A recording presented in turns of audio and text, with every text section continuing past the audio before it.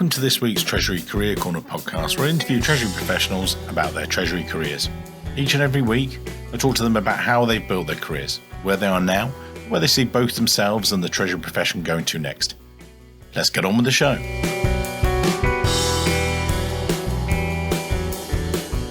This week's show, delighted to be joined by George Terziev, the VP Head of Group Treasury at Hitachi Energy. Now, Hitachi Energy, a global technology company that are advancing sustainable energy future for all. So right at the forefront of everything, ESG, utilities, industry, they're right there. And, later on in the show, George will, give a bit more flavour of that, but basically they're everywhere. 140 countries, headquartered over in Switzerland, employing 38,000 people and business volumes over 10 billion USD. Before we do get into the show, that I'm delighted to say we share quite a few people in common. So George spent many years at Dow. So yeah, Gary, my 100th episode, lovely Gary at Dow. So, he's heard the show a couple of times before, which is great. But as always, I'm going to shut up. I'll let George do the talking. George, take us back to the very beginning, if you would. You started in finance, then you discovered the wonderful world that's Treasury. Over to you, sir. Thank you, Mike. Pleasure to be part of the podcast, and thank you again for the opportunity. I come from Eastern Europe, and I was studying at language high school, emphasizing languages, different languages, and sciences. However, that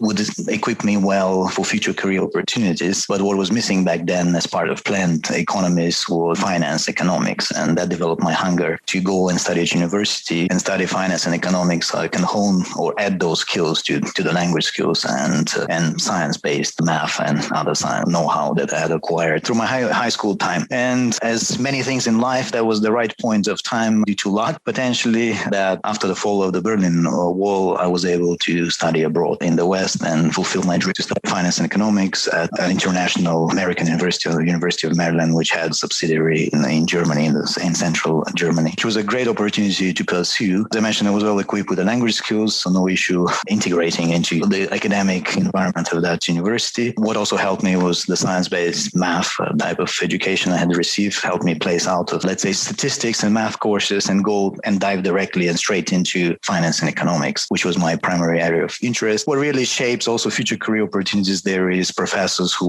were had practical experience working back then for the big five, and now there are only big four of them left, accounting firms, which could transmit certain practical skills, not only theoretical finance and economic skills. And last but not least, it was truly international environment with 24 nationalities, which at that time, globalization was still in its infant stages, and a lot of countries in Europe or Western Europe was still fairly homogeneous. So having the ability to work with, study, and interface with people from all over the globe helped me develop political and diplomacy skills. Later in my career, I was often told, you're natural in diplomacy without being political. That really helps develop certain skills and during the professional career. I still don't know how I'm doing that, being natural in diplomacy without being political. It seems it's been working for a while now. With that, did that then give you, even at that early stage, because you're seeing that, breadth of, I love, one of the great things with doing Treasury recruitment is I get to travel the world, get to see guys in the US, Eastern Europe, Nordics and everything else. And it's Treasury is all different, but it's all a lot of similarities. But you get that exposure to all those different viewpoints. And did you find that then thought, actually, that's where you started to maybe get an intrigue about international finance and then Treasury? Or is that when it started? Exactly. I was looking out right after university, after a short stint in IT, company setup, looking for a career in finance, Treasury in particular, mostly banking, and corporate finance with treasuries of different multinational companies. And at that time, it happened again. Dow was European headquarters in Frankfurt, Germany. And I was applied there for a job, and I was accepted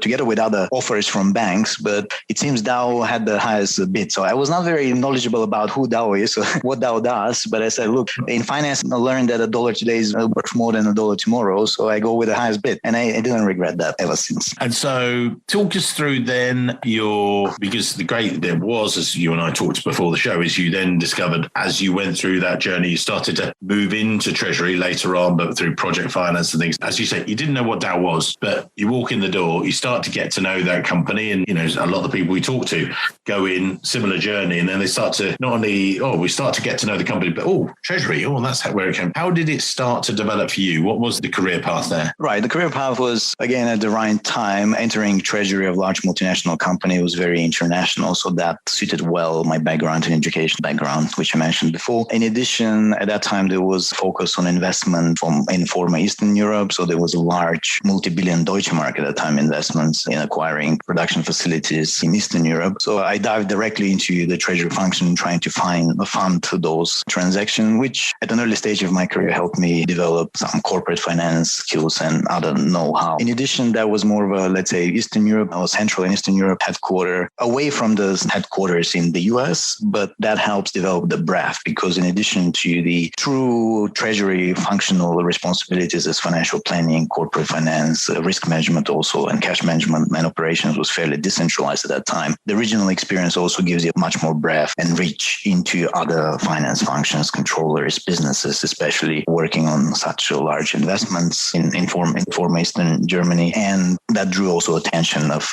top and executive management, which also helps develop exposure, breadth and depth in the treasury know-how. And so talk us through the steps you made, because again, you did 22 years with Dow and you've quickly zoomed through those, but you started within financial planning and then, financial operations, but then sort of planning. And then when did you start to really get your treasury, or was it sort of a natural evolution from financial risk into treasury? How did it work, sort of thing? Right. Well, typically in treasury, you may start at treasury operations, financial planning. So it was a natural evolution, as I said, with a bit of more breadth than normal, given the regional exposure and big investments focus at that time. But probably where it picks up was when I moved then from Germany to Switzerland to the EMEA headquarters of the company into financial planning and funding. That really gives a much better insight into the internal funding and operations of the company, and also the external capital markets, which I think is key for developing treasury expertise going forward. So probably really at that time, I really dived into a deeper treasury experience going forward. And it seems those 22 years passed by in a flash ever since. And with that, it didn't. I mean, it was 22 years. So did you have a driving ambition, throughout that time? I was talking to the treasurer of Puma, and he'd been 12 years when he got there. And it was a bit weird for him when he first arrived. He come out of banking, lovely guy, Frank, and he just said, like, they were wanting me to be the custodian of cash. Obviously, Dow was quite different and stuff, but he was going to be the first treasury person. And he walked in and said, look, in many ways, with the greatest, I don't want to be the custodian. That's already not, he said, I want to be the future person for it and things. But you went into Dow. Dow was quite, as we heard from way back when in episode 100, Dow was very advanced with its treasury. What was treasury like for you there? Well, Dow, you're right, probably at the time was at the forefront of treasury centralization and optimizing treasury processes. That also created a lot of opportunities. As I said, initially I focused on financial planning, funding, exposure management, but then I had the opportunity to go into M&A, into corporate finance and project finance, into risk management, and experience really the whole suite of treasury. But my goal was always be best, or try to be one of the best in the area you work with, to develop the depth, but also try to develop the breadth through cross-functional or within treasury and cross-functional exposure, which helps a lot then in your career. In that respect, also supported investor relations for Europe, some strategic planning development, and most recently ESG and inclusion and diversity initiatives for finance, which helps really complete your treasury profile, not only with the specialized treasury functions, but also with broader cross-functional experience. When you get into Dow, I mean, we had Philip Sass from Unilever on the show. It was an interesting thing for him because, not dissimilar to you, he'd actually been joined in finance, did his rotations, went into treasury, then went out of treasury, and actually then got dragged kicking and screaming back into it in a good way, joking aside. But what he discovered was the way that treasury could offer value out to the business, but also when he came back into treasury, he was sort of helping the people inside that had been quite internally treasury focused to actually focus on the business, very external, and trying to help and relationship manage and be very, although they're working internally, but externally, not external to the company, but focusing on each of the different parts. Now, again, similarly, Dow, massive group. What's the ethos of treasury there at Dow? And because it's been a long time since I spoke to Gary, 80 odd episodes ago. From your perspective, what was it like? Right. Well, the ethos with our treasury was really having the best competencies and being the forefront of treasury know-how and technology development at the time. That, of course, triggered a lot of specialization. As you mentioned, the treasury skills were very much valued outside of treasury, also within business finance at the time, M&A, investor relations. So a lot of treasury professionals had opportunities also to experience certain functions outside of treasury. And the really distinguishing factor there is that treasury professionals bring, for example, value at risk concepts, which are very helpful in investor setup. Also, deeper know-how of currency and interest rates risk, which also helps, let's say, strategic planning, other large project investments. That brings the inside-outside focus and value treasury, which I think is all that trend is also becoming more prominent now when CFOs and companies, especially during the pandemic, focus on liquidity management, risk management. That's where really where the treasury function can add value to the executive level and board room. In good times, sometimes, there is complacency, liquidity is there. So it's more on the investment side where the treasury professionals can contribute a lot. And that was not an exception in Dow, as you know, had a big pension plan, 10 billion or 20 billion plus, I think Gary was referring to in his last broadcast. So there, again, treasury professionals were on the forefront of the investment strategy for the company. So really, treasury provides deep knowledge and know-how in investment management, in risk management. That's very valued by other functions. But nevertheless, you're also completely right. The outside-in focus, we shouldn't forget. When you come back into treasury from other exposures, then you bring a lot of other experience that maybe breaks the silo or the specialization within treasury. For example, M&A is a great school for negotiations and dealing with large transactions. Also there you get exposure to, let's say, best-in-class bank M&A professionals or lawyers. That teaches you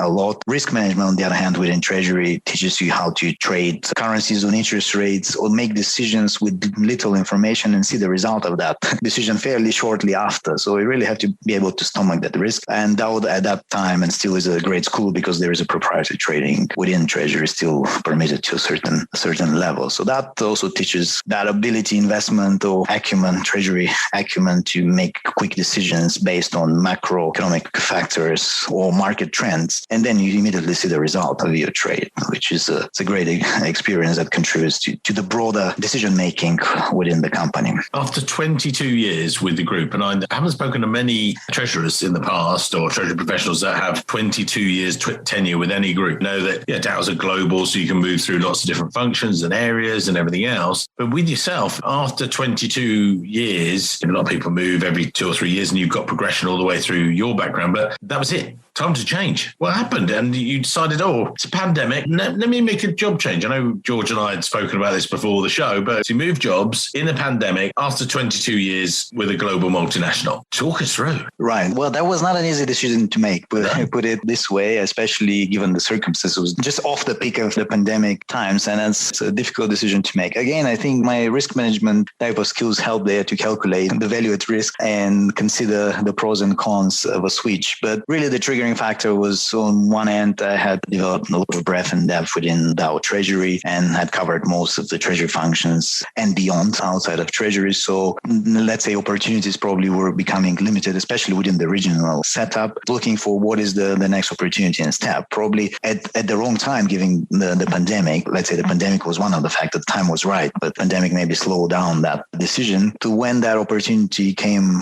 across to become the VP and head of global group treasury for Hitachi Energy now, which is in a prime market for electrification, and that's the future of sustainability.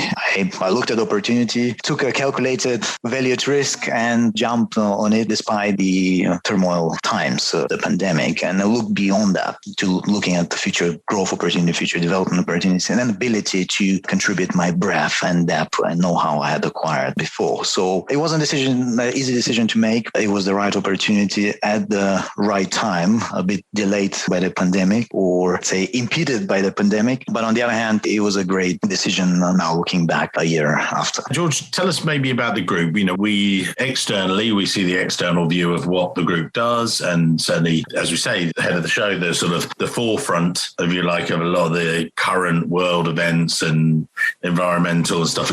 Can you give us the breakdown of the group and the company? Hitachi Energy and former Hitachi ABB, that's a joint venture venture between Hitachi, 80% owner, and ABB, 20% minority shareholder. The main scope work on the main industry of the company is energy or power grids in particular, which is end-to-end electrification, transmission, transformers, high voltage connectors. And the company is also going further downstream in terms of technology, software development, services, which is a growth market. The whole revenue and top line growth is really supported by the sustainability and ESG trends permeating now in the global economy and being driven by the global economy. And Hitachi Energy is very well positioned. Is one of the has the largest installed base globally. Is very well positioned to ride on this trend with a substantial CAGR growth over time. Renewable energy, solar will be the backbone of the sustainability shift. Hitachi Energy is very well positioned to capture that trend going forward. Of course, with that growth and during that carve out and transition period, there's a lot of demand for, as I said, treasury, streamline operations, and bring the treasury processes at best to become best in class. So that was also a great opportunity to embark on and pursue. Some of my guests, some of not dissimilar to you, but you've gone from mega major and everything else, and Hitachi is a big global company. It's easy street, isn't it? You put your feet up in treasury, everyone wants to come to you. You're in an industry which everyone's, oh yeah, we want to be part of that. Surely your job as treasurer is just easy. Everyone's knocking at your door. I was talking to Thomas Snyder from Keygen, and they do testing, pharmaceutical testing and things like that. So they are like, everybody was like, what was that? Like everybody said, yeah, it's nice, but you have to then filter through all those people coming through the door saying, please, please, please. What's it like for you? You've been in amazing corporates, but is it just easy street for you as a treasurer? Nothing comes easy in life. It's easier said than done, put it that way. Right. So by no means, obviously, great company to be in. Culture is very collaborative, inclusive, which provides it's a great start and makes the integration much easier. Nevertheless, I mentioned in such a growth company or carve-out situation, you have to develop and improve treasury processes within a very short period of time, where other companies have had decades to evolve and develop. So really, finance and treasury was probably seen through a window at fast speed, and we had to move ahead at that speed and manage to become a fully independent entity with at least established treasury processes and procedures, regulations, infrastructure, treasury management systems, insurances, you name it. So there are a lot of building blocks, and still a lot of building blocks, but that makes the job a lot of fun and brings motivation to bring it to a longer term or medium term vision to become a best in class treasury. So the job comes with a lot of responsibilities and in a very fast paced environment. And George, if I can ask, and I don't know, I was doing that tongue in cheek about easy street and things like that, but with that comes, you're in a big corporate environment like you are. You've been there before, but this is, as you say, you're sort of starting a lot of the treasury process and stuff. I've talked to so many people now, 180 plus on the show and things like that. I talked to Paul from SABIC, and we were talking about cash being front, middle, back office and all the way through, and this flows and things like that. But where do you start? Is it right, where's the cash today? What are we going to do with it? Or is it right, where are the risks? Or what's your priority list? Is it the people? How are we going to do this? How do you approach that, if you like? Well, you might be surprised or not, but yeah, it all starts with people. So for me, the top two priorities, one is trust and competencies, right? So we need to have the people that bring the right competencies, but competencies also can be developed or learned.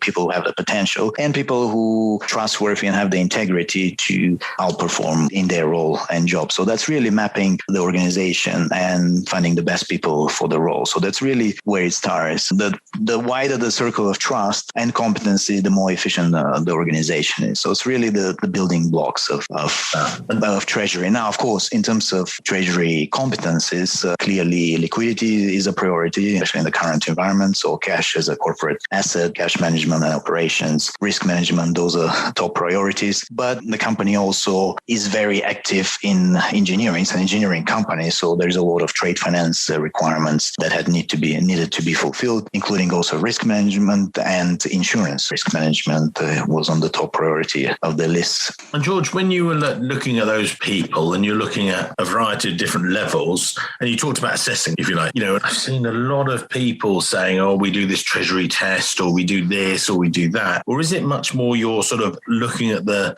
people blend? Because again, I've talked to a number of guests. I said, at the end of the day, you got to this VP head of group treasury role for 20 odd years. And I've said to you may have had some of this and some coaching on management things, but a lot of treasurers like yourself have sort of got there by accident in terms of people. You haven't got there. You planned your career. You've done really well. But what I mean is, I then say to them, right, you're now managing a team of 20 people or whatever. I said, how much management training and things? How much of assessment of people and things? Oh, no, I've just gained that on the job. Is that something that you've worked on, or, how does that work for you? First of all, how do you acquire the people management skills? Obviously, through experience. In addition to the treasury competencies that you learn in your treasury career, that's more from experience and managing different and diverse and inclusive teams globally. So it's a great school. For me in particular, I mentioned risk management is a great school of learning to make quick decisions based on limited data. M&A was a great decision of managing global M&A projects and negotiations with different counterparties around the globe, and learning, let's say, from the best banking M&A professionals or legal professionals. And sometimes, believe me, it's more difficult to manage people that are within the broader team that not directly report to you. So managing the whole project team is more difficult than managing a direct report. So that brings a lot of know-how and experience. And mentorship, probably wouldn't forget, mentorship is critical. I learned a lot from my mentors in terms of people management, at M&A negotiations or corporate finance, know-how. But mentorship and exposure also to executive management, boardroom, large projects really teaches you a lot on how to navigate, manage large and complex metrics organizations. But at the end, it boils down to teamwork. You mentioned that. It's a collaborative effort and it's a teamwork. It's not a matter of individuals. As I said, and I think there was some videos from Simon Sinek where trust and competence is typically competency you can develop, but trust is one factor that really, it's a teamwork. So you'd probably compromise somewhere to balance trust and competencies, but that's a key, teamwork and effort. And last but not least, my principle, at least in particular, so I think the Singapore government uses this, is the MPH formula, which is not miles per hour. It stands for meritocracy, meaning find the people that are best suited for the job in terms of qualifications. P stands for pragmatism. So we need to be pragmatic, especially in such a fast-paced environment. Maybe the 80-20 rule applies. So really a pragmatism down to earth is really key, together with the teamwork. And H stays for honesty, or the trust that I was saying. Without integrity, honesty, or trust, the large organization would fail. The wider the circle of trust, the more efficient the organization. Yeah, I love that MPH. That's great examples. And so slightly getting a touch on pandemic. We mentioned there that you moved roles within that, which was brave and it's working out. A tough decision to make, as you say. But in terms of business-wise, we've got through that. We're starting to come out of it, sort of thing. That must reflect for you guys. Where are you seeing things developing now? And to just give a bit of context around that, I was asked recently, they said, can you help host an episode about the development of technology throughout the pandemic? And I was like, no, I can't. And they're like, well, why not you host that? I said, no, because I don't think it has. I think it's actually treasurers like George, like yourself, were just coping, getting through with all the other pressures and everything else. I said, I don't think, in fact, my observation was it wasn't developing. I think there was a lot of stuff coming at you guys having to cope rather than, let's go next. What's next? So, as I say, in your terms, you talk us through from then to now, if you would, and what's next for you guys? It's a very good point. And me having lived through different times of my career through three crises, or financial crisis, I would call it. Started with the dot-com bubble. It was fairly early in my career. Then the financial crisis, 2007-8, and now the pandemic. I think Treasury, again, is the place that can weather uncertainty best, backstop liquidity, and contingent funding responsibilities. And that's when then organizations really turn back to Treasury and say, okay, well, what should we do? What's the path forward? And today is not different. As the priority, cash as a corporate asset, liquidity, that again was very well emphasized. Now, market is recovering, demand side is picking up, commodities becoming also expensive. So again, it's a growth opportunity. The liquidity or cash remain king. Yeah. Then, of course, risk management in this environment, again, it's a key area of focus, because with commodity prices going up, then hedges for commodities or interest rates or foreign exchange becomes a paramount exposure. Importance to preserve profitability, at least within the business for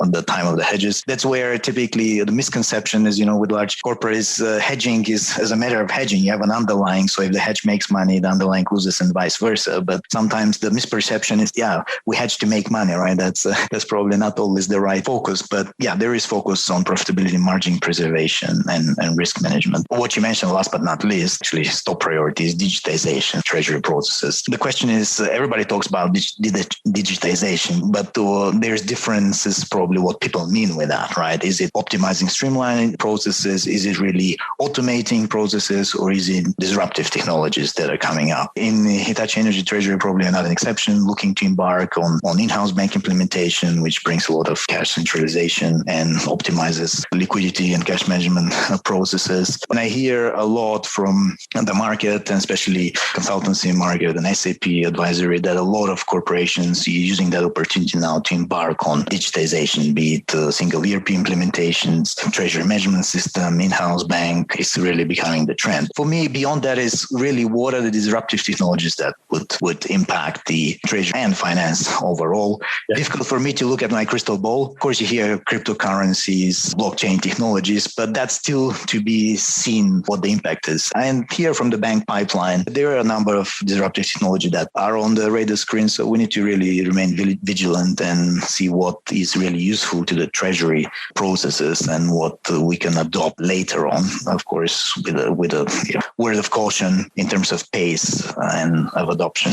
And with your role itself, you've got so number of priorities, but is there anything keeping you up at night? Is there anything that you're thinking, you just talked about all these technologies, you're talking to the banks and they say, you need to watch out for this, or this is happening. Or is there anything out there at the moment that you're thinking, right, that's what, again, so some of the listeners out there might be thinking, do you know what? Yeah, I should maybe be thinking about that. You talked about there, the risk management commodities and things. Is that the biggest thing you think that's sort of in the short to medium term type thing? What keeps me awake is more thinking, what will be the disruptive technology that will come up, right? And that's more of a guessing game. So it keeps me awake or makes me dream. But really, what's the core, let's say, maybe focus now is exactly liquidity, in-house bank type of setup, risk management, that is, or insurance risk management per se. Also, you see the insurance market going it's quite tight at present. So those are kind of the most imminent factors that I'm looking at. Amazing. George, we're approaching the end of today's show. Everyone used to commute, but now nobody does. It seems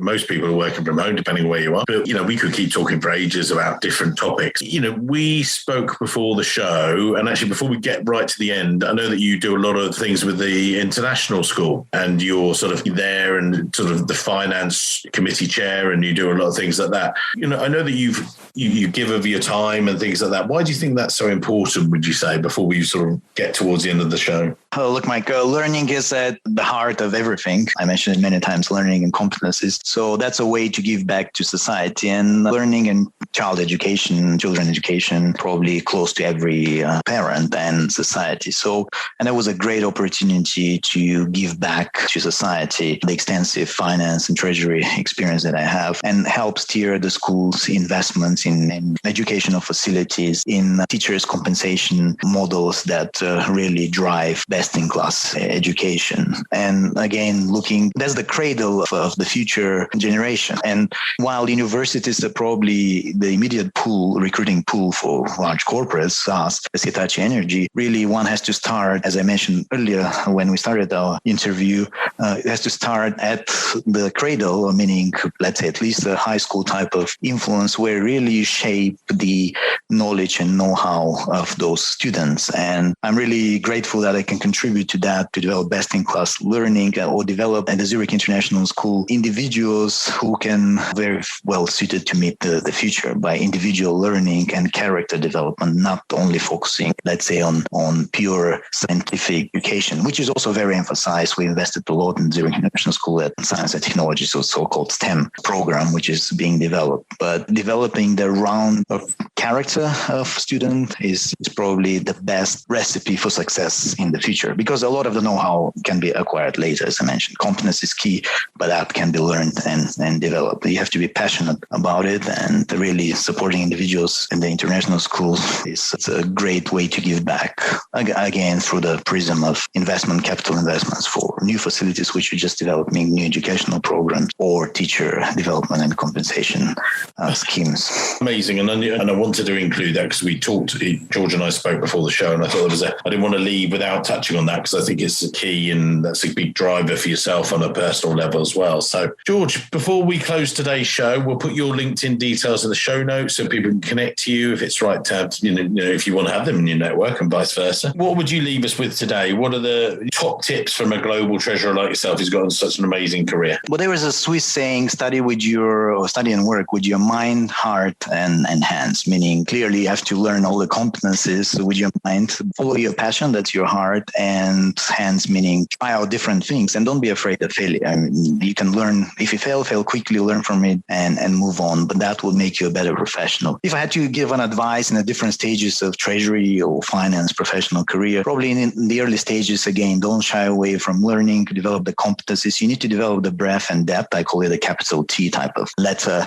experience. So develop the depth in treasury area that you want to specialize in, but also think about of the broader part of the T, how to develop the breadth. And that is possible through cross-functional and within treasury, let's say, fertilization. So don't shy away from taking initiatives and helping other projects within treasury and beyond. That will give you a great exposure for your future learning and opportunities. So try to develop the breadth. At a certain point of time, also mentorship becomes very important. They're great leaders to any large multinational and other companies. So try to get a bit of mentorship and advice and exposure. Volunteer, expose yourself, put yourself in the spot, and you'll be surprised how many people are willing to advise and guide you and mentor you. So that's a very good tip for future career development. And mid-career, I would say then you have to be more careful. Don't limit yourself, but look at increasing your intrinsic and extrinsic value, right? And so embark on those opportunities that increase your internal and market value. And nowadays with remote working, there's so many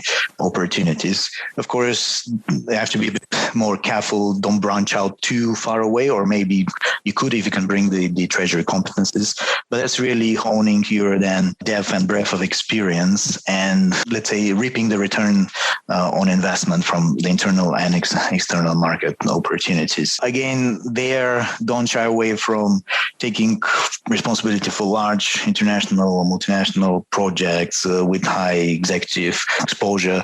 That really gives you the right attitude, connection, and experience to bring it forward. Critical at that stage is networking. So internal and external, again, that also drives future career development. Up to a certain point is what you can, and beyond that is also what you can, but whom you know too, right? So don't forget the networking with likewise professionals or other executives. And that should be sufficient springboard and to embark on the right opportunity when it comes. So sometimes it's luck, sometimes it's right place, but if you have developed all those skills, it's just a matter of time to jump on the right opportunity, either as a global treasurer or other leadership positions within treasury and beyond. There's a lot of value that, which we discussed, treasury can bring outside of treasury. Amazing. And that's why, if you notice, everyone, I shut up for a few minutes because it was lovely to listen to George just give me the best summary to take away with you listening to the episode today. And amazing value bombs there, just like boom, boom, boom. And in particular in the networking thing as well. Some treasurers, I've met them treasury professionals, great at networking. Some, they're rubbish at doing it and they need help and everything else. So what I would say, we've got a number of videos at treasurytv.com, and that's where, George is a great networker. You can see this and you've got a great network. But, if any of you lot need help and you think, how do I do this? What do I do? Elevator pitch and all that stuff. We've got it on there. So go there. That's going to help you with your careers. Why? Because then you can have a career like Mr. Terziev here. So, sir, amazing to chat to you. Thanks for your great time today. You've been very kind. I look forward to, as you say, networking in the real world one day soon. That'd be lovely. Thank you, Mike. Great opportunity. And let's keep on networking and adding value to the treasury profession and beyond. Perfect, sir. Thanks very much. Thank you. Hello, it's Mike here again. I hope you enjoyed this week's show. If you did, then maybe you want to follow the show or subscribe depending on where you listen. whether that's iTunes, Spotify, or another great place to listen to the show from.